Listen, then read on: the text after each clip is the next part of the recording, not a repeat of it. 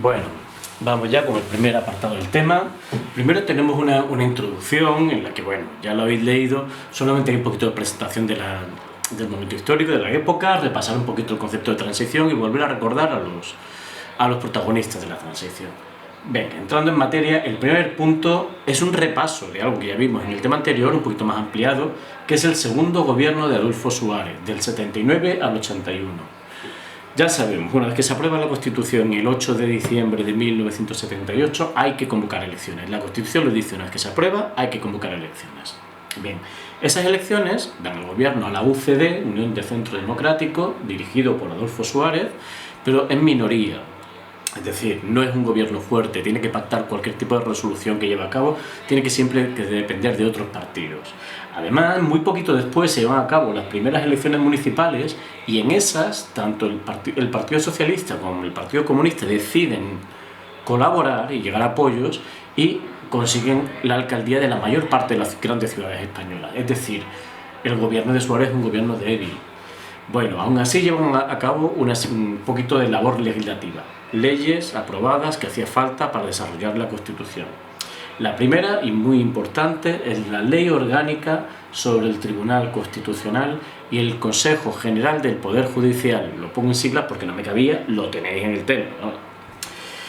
Ley orgánica se llama así a las leyes que son importantes, las leyes que definen partes completas de un país. Por ejemplo, la ley de educación en España es Ley Orgánica de Educación. Eso quiere decir. Bien, esta ley lo que establece es que hay un tribunal constitucional que va a vigilar que todas las leyes, actos o cualquier tipo de decisión sean correctas de acuerdo a la Constitución y va a establecer cómo se organiza el Poder Judicial. Hay tres poderes: legislativo, el Parlamento; ejecutivo, el Gobierno; judicial. Pues esta ley es la que dice cómo se organiza ese Poder Judicial. Además, durante este periodo se empiezan a negociar los estatutos de autonomía. Los estatutos de autonomía son como pequeñas constituciones para cada comunidad autónoma. En España, en este momento, no se tenía claro cómo se iba a organizar la división del territorio.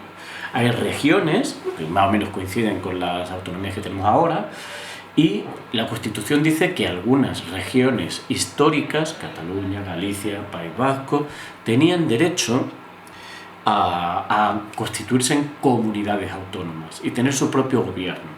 A eso se aprueba para Cataluña y para el País Vasco. Pero otras regiones dicen que ellos también deben tener ese derecho.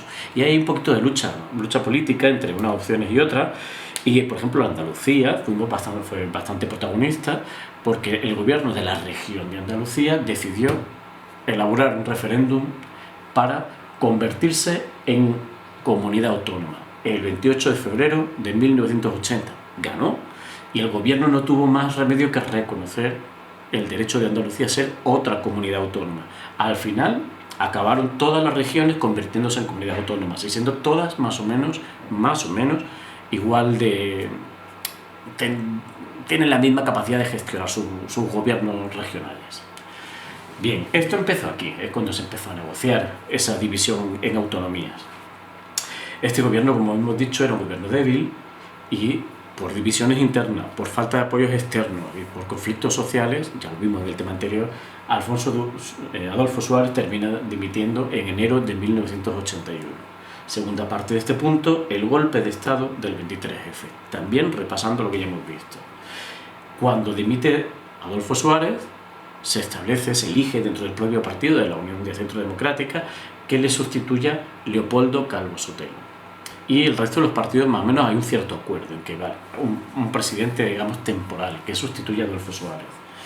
Cuando se está votando y se está llevando a cabo ese acto en el Parlamento de elegir al sucesor, ya sabemos, entra en el Parlamento un grupo de militares y guardias civiles dirigidos por el teniente Tejero, pero con apoyo de generales y otros militares de alto rango por toda España, en varios sitios, no todas, en varios sitios por toda la geografía.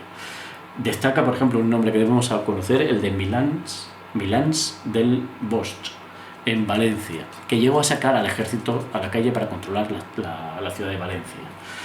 Sabemos que este intento de golpe de Estado es frenado desde dentro, desde el Parlamento, no se acepta el golpe de Estado, aunque los tienen retenidos, amenazados, y sobre todo el punto final al golpe de Estado es la comunicación de Juan Carlos I diciendo que apoya el tránsito a la democracia y ordenando a las tropas retirarse. Ya sabemos, este día es importante, el 23F, se considera el paso a la madurez de la democracia española.